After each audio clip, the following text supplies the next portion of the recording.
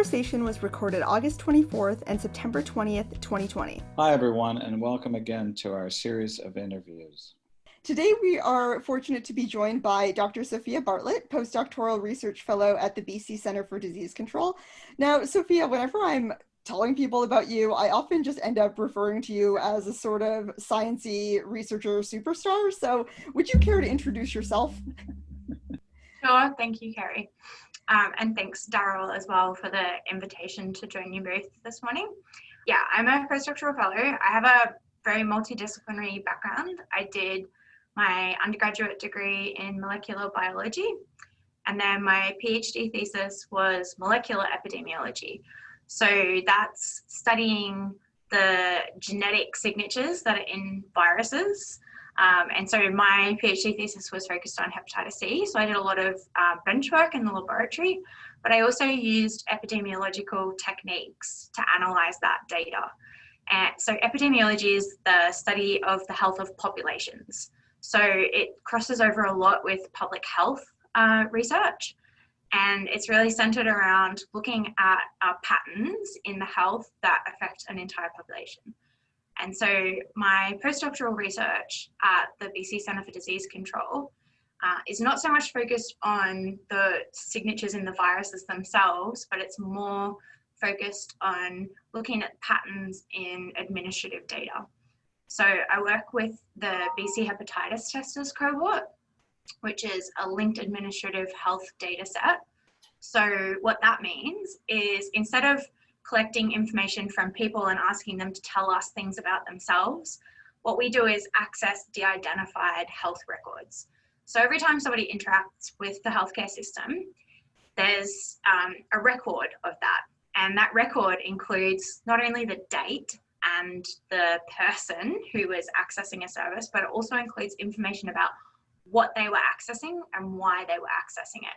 And there's many different data sets that our government in British Columbia collects. So there's one for hospital admissions, there's one for using the ambulance, there's one for going to a primary care provider, and then we also have laboratory data at the BC Centre for Disease Control. And we link all of those things together and then use that data to answer questions that are for sort of a public health based, I guess, approach in terms of understanding the effectiveness of different interventions and things like that. But we also use that data to understand therapeutic questions. So how well does a particular medication work? And then also health service utilization. So what types of services are people using, and do they have better health outcomes depending on which services they're using? And we also use that data to understand if there are ways that we could be implementing programming in a more effective way across the province. And that's less of a research type thing and more of a sort of health system type function. So the hepatitis testers cohort is not just used for research, it's also used for planning the way that our healthcare system operates. That's great, Sofia, and that data set has been immeasurably helpful to our work here in Hep C, and including the work of the BC CDC and others. Can you tell us about how you came to get involved in this work and this academic pursuit? Sure, I'll work my way backwards.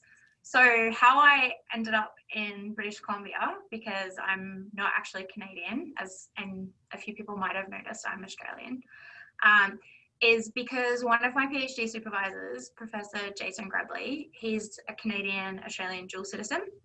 And when I finished my PhD, I was really interested in becoming more experienced in working with administrative health data sets and linked data like what we have here at the BC Hepatitis Testers Cohort. And I said that to Jason, and he said, well, the one place in the world that is this kind of really strong leader in linked administrative health data and hepatitis C is the BC CDC with the BC Hepatitis Testers Cohort. That's the place that you need to go. And so that's how I ended up over here. I came to Canada for a conference, and then I came to Vancouver and I met with Professor Mel Christian and Naveed Janjua, and everything kind of clicked really well. They had sort of, I guess, a need to integrate somebody with similar experiences to what I had into their team. And they had the expertise that I was wanting to sort of gain and get more experience in. So that's how I ended up here. And how I ended up actually doing a PhD in molecular epidemiology and focusing on hepatitis C was kind of a bit serendipitous, because during my undergraduate degree, I hadn't really thought about doing research at all. Academia wasn't a path that I was really interested in pursuing. I was more interested in clinical science. So I was thinking about either doing a postgraduate medical degree. So in Australia, most medical degrees are postgraduate, or going into some kind of allied health profession. A lot of people in my family work in allied health professions. They're physiotherapists, occupational therapists, podiatrists, nurses. So that was kind of a natural fit for me. And I did a 1-year like a research project after I finished my undergraduate degree. We have honours after science degrees in Australia, which I think some universities here have. And all of a sudden, research was really interesting for me. I had a great supervisor who was really encouraging and really identified that I had an interest in inquiry, that I really liked asking questions that hadn't been asked before, or thinking about things in a slightly different way. And he was able to kind of foster the creativity and problem solving skills that I had and show me how that was really, really useful for science. And after I finished my honours degree, I was all of a sudden thinking about a whole different career, really focused on medical research. And I was originally thinking like laboratory-based science. And so as soon as I had graduated from my degree, I started looking for a job.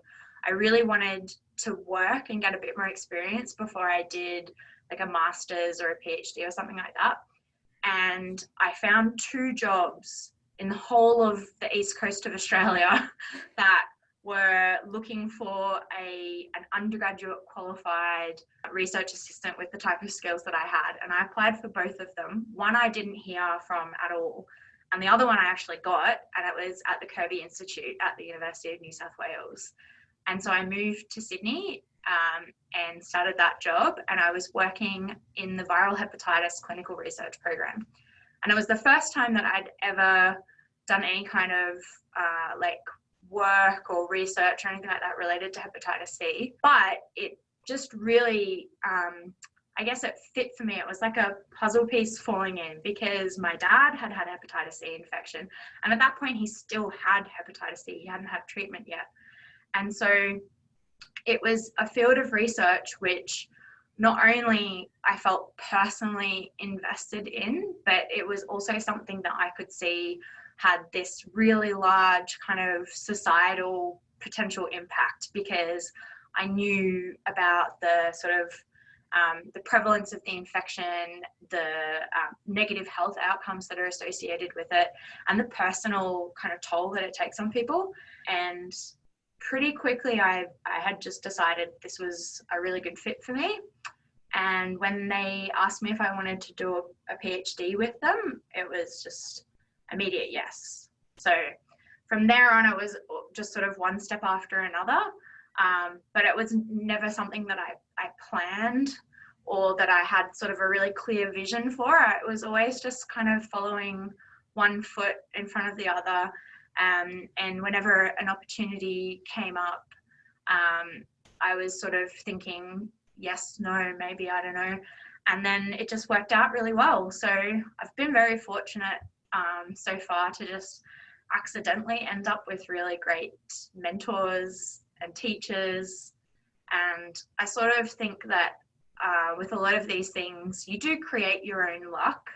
I think hard work and, you know, maybe having a good attitude as well, you end up feeling pretty lucky and feeling like maybe a lot of these things are accidents, but I do think to a certain extent, like, you do create some of these opportunities yourself. So Sophia, can you tell us a bit about the work that you're currently doing, kind of just the highlights, so to speak? So related to Hep C, one of the major pieces that I'm working on at the moment is looking at the hepatitis C care cascade for people who inject drugs across the entire province, and trying to understand if there are any sort of patterns regarding socio-demographic factors that are related to people who inject drugs, either progressing further through the Hep C care cascade, so getting all the way to treatment, or not progressing through the care cascade. And the idea behind that is so that we can start to understand what types of interventions or programming might be useful to improve equity in the care cascade. Because right now, it's pretty clear that there is inequities in people's access to testing, care and treatment for hepatitis C in BC. And to actually address those inequities, we need to better understand what's driving them. And so that's one of the main projects that I'm working on at the moment. And the other stuff that I'm working on is all related to COVID-19. So I'm leading a sero survey in BC provincial corrections. So that means that we're going to be testing for antibodies against SARS-CoV-2, and that indicates that somebody previously had a COVID infection. And so we'll be recruiting people who are incarcerated provincially, as well as people who work in provincial correctional centres for that study. And we're also offering everyone who participates in that study STBBI testing as well. So that means testing for HIV, hepatitis C, hepatitis B, and syphilis. And the reason why we're able to do that is because the exact same specimens that we need to do the COVID serology testing are the same specimens that we would use for the STBBI testing. And of course, everybody who has experienced incarceration or who are incarcerated are at an elevated risk for those infections. And so that's why we've added that onto that study. So we'll be able to assess the seroprevalence for COVID infection across provincial corrections, and then as well those STBBIs. And then of course, other sort of COVID related pieces, working with the lab to validate new COVID tests and things like that. I think those are the highlights of what I'm working at right now. Awesome. Great. So what are some of your own personal successes in your work that you could point to, and challenges as well? I think for me personally, one of the big successes has been actually coming over to Canada and being able to establish myself as an early career independent researcher. I think it's difficult to move to another country and establish a new life, much less also a new kind of research environment. And I think part of the reason why I was able to do that was because of the sort of, I guess, welcoming that I got from community organisations like Pacific Hep C Network and Hep C BC. All of yourselves welcomed me incredibly warmly and allowed me to establish a really strong network, and that helped me to understand what the needs are for people affected by hepatitis C in BC, and that's allowed me to do really strong community-informed research that answers practical questions. In terms of the greatest challenges, for me personally, as I'm sure it is for a lot of people, the COVID-19 pandemic changed the way that I pictured my year going. It's changed the way that I live my life, and it's changed the way that I do my research, and it's changed the research that I do. So for me personally right now, my challenge is not only responding to the COVID-19 pandemic, but also ensuring that I am and my team are still doing hepatitis C research, because our priorities have changed. And I have to try and remind myself every day that things that were important before COVID are still important now. And in fact, they're probably more important than ever. And part of that is because our progress towards hepatitis C elimination could be really derailed by COVID. And one of the things that I'm concerned about is that people whose lives we save in terms of preventing COVID infections, we might actually lose some of those lives later on down the track as a result of the complications from hepatitis C. Because, for example, their hepatocellular carcinoma screening was interrupted because of COVID. If you miss one of those 6 monthly screening checkups, that could be the difference between surviving that cancer and not surviving that cancer. And that's a really, I guess, real thing for me, because my dad had cirrhosis when he had hepatitis C treatment. And so he's at risk of developing HCC, and his screening was interrupted by COVID. And luckily he has a daughter who pesters him about these things to remind him, to go and get an ultrasound and go to the specialist. And I just think, what about all of the other people out there? And we're not talking about a small number of people, we're talking about a very large number of people who either weren't given really good information about what their risk of liver cancer was, and so they don't fully understand their risks and why that screening is important, or there's some other reason why, for example, their doctor wasn't open during the sort of lockdown. And I think there's, not just in Canada, but in the United States, in Australia, in a number of countries, I think that there's potentially thousands of people who could have missed HCC screening visits and might be at risk of a serious sort of complication. And then there's all the people who haven't started Hep C treatment because of all of the interruptions to our lives over the last 6 months. And that's my other big concern, is that, this whole pandemic just shifts all of those things back. So I think for me, like a lot of people, the biggest challenge that I have to deal with at the moment is the COVID pandemic. I think we're all kind of in the same boat, no matter what it is that we do. Yeah, we have to find ways to work not so much around it, but perhaps around it is a good analogy. Around it, through it, under it, over it, whatever. Exactly. I think we're at the point now where we need to start being really creative and, starting to attack this with a really kind of persistent mindset that, we're not going to ignore COVID, but we're also not going to let it, derail all of the effort that we put in on whatever it is that you work on, whether it's hepatitis C, or I don't know, if you're a banker or an artist, whatever it is. Like, we all need to just work through this. So I think that actually leads very well into the next question, which is not necessarily related to COVID, although I'm sure that will possibly play into the answer, is what do you see for the future? So for me personally, I am hoping that the projects that I'm working on with provincial corrections regarding the COVID serosurveys, I'm hoping that we can use this study as a way to build capacity within provincial corrections to continue to monitor COVID seroprevalence in an ongoing fashion. I don't think that COVID's going away anytime soon, and I think people who are incarcerated are often some of the most marginalised people in our society, and they're disproportionately impacted by hepatitis C, hepatitis B, HIV, all of those.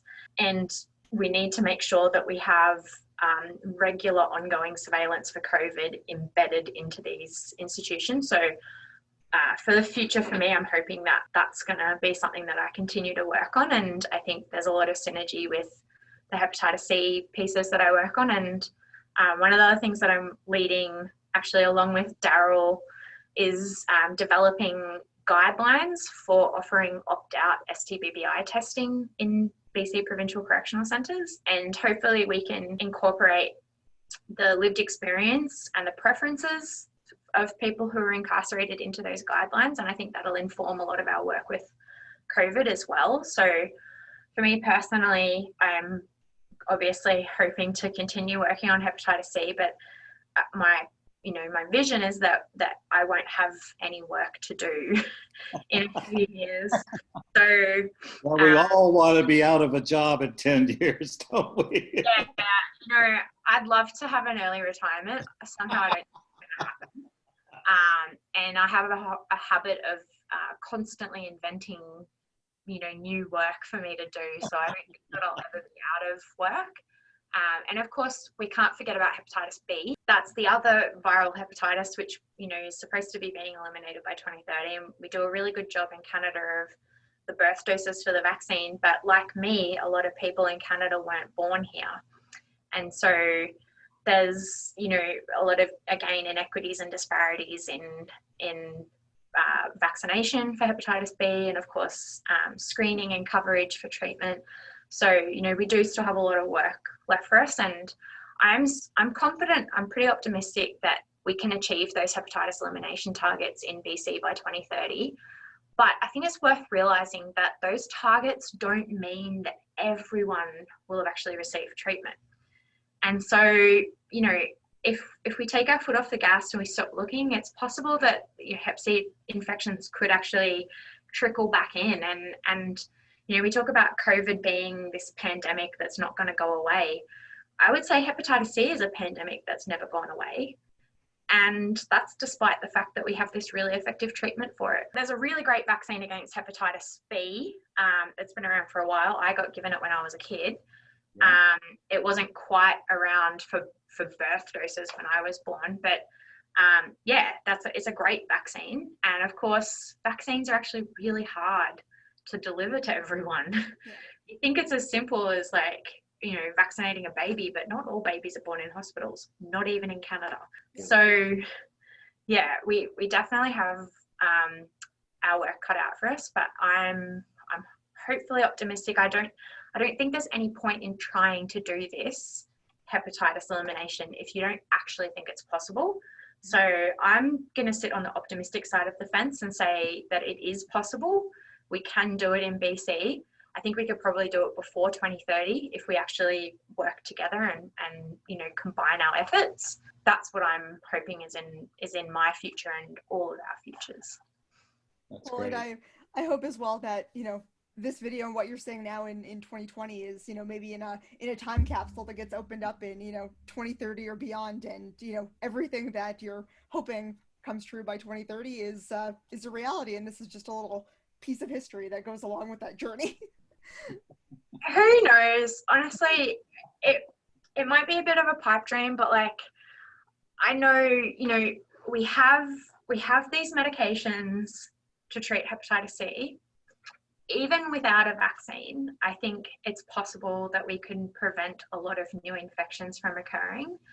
And if there's one thing that I would want to share with people who are living with hepatitis C who are yet to receive treatment, it's kind of just that journey that I think a lot of people who've had treatment for hepatitis C have all kind of spoken about. And it's, my dad's told me a lot of times that he just never really imagined how much better he would feel.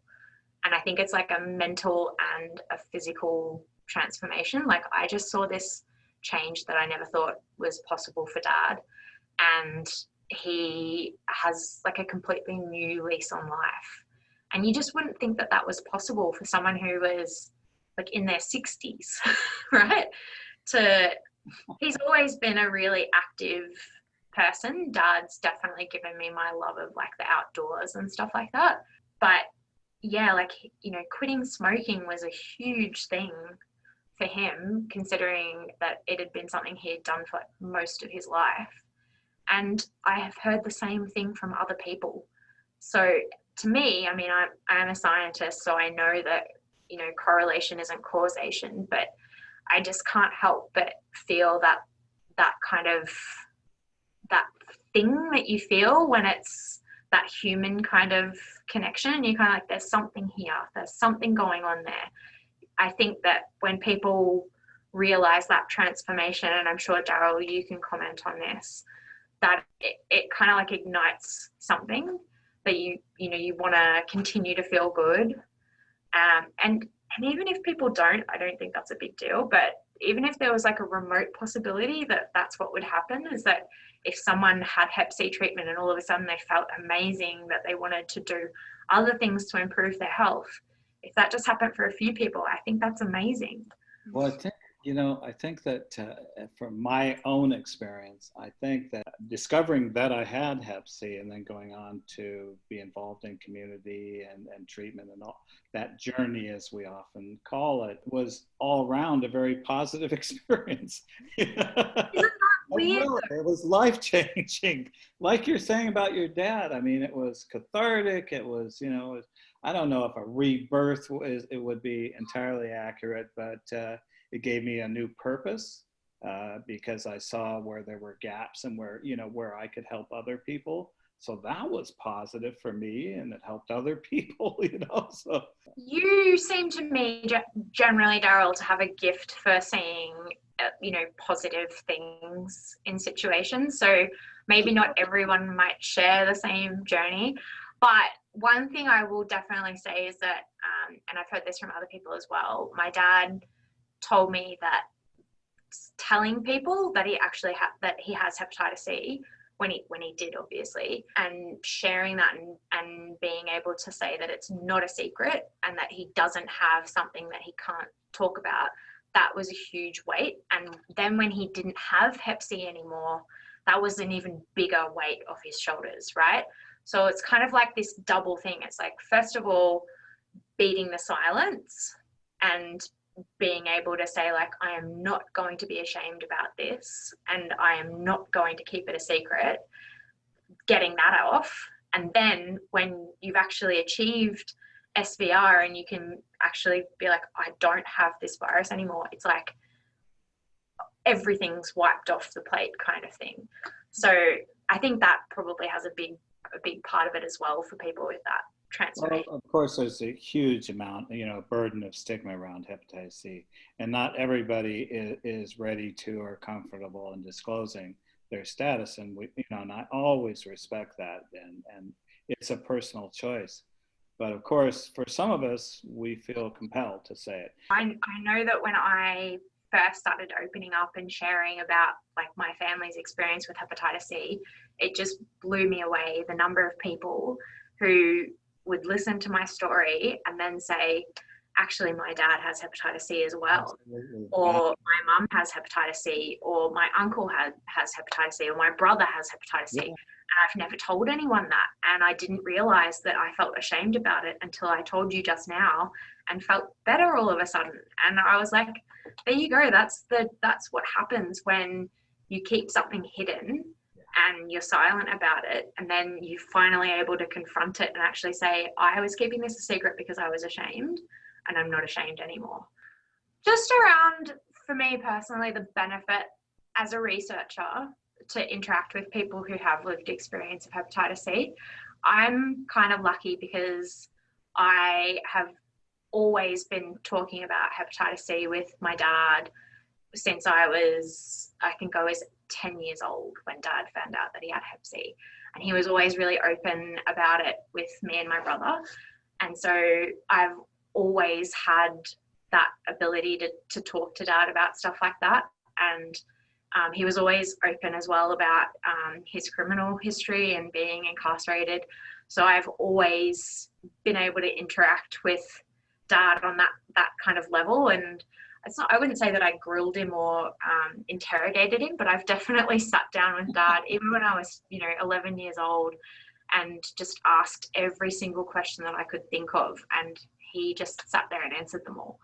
So for other researchers who aren't in the unique position that I'm in, where you have your own, dial a person with lived experience, I think interacting with community groups and having your research vetted by people who are working in the community and who have lived experience, I think is really beneficial. And I personally think it's kind of essential. I think that we should all be working in partnership with the people who the research is actually supposed to help. You're the expert on this.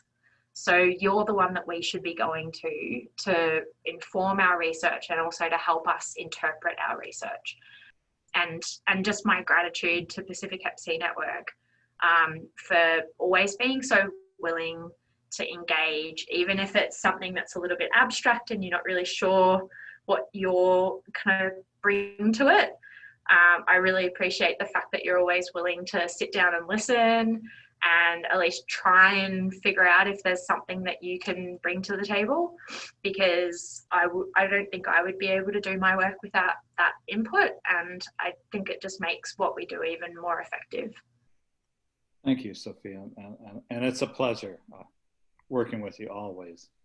Awesome. Well, thank you so much, Sophia, for joining us and taking the time to do this conversation. And I think I've personally found it really interesting, and I hope that anybody listening has thought the same and maybe sparked some thoughts in different directions that they maybe weren't thinking before. Yeah, me too. I really enjoyed it, and I actually kind of hope, can you send it to me in 5 years so that I can Yes. Yeah. just see if I'm a complete lunatic and I was like totally off. Yeah, send it to me every 5 years. I'll watch it every 5 years. Learn more about viral hepatitis and the BC Hepatitis Network by visiting bchep.org and contact us at podcasts@bchep.org. You can also find us on social media via the links in the show notes. For more episodes, visit bchep.org/podcasts or subscribe on YouTube or your favorite podcast app.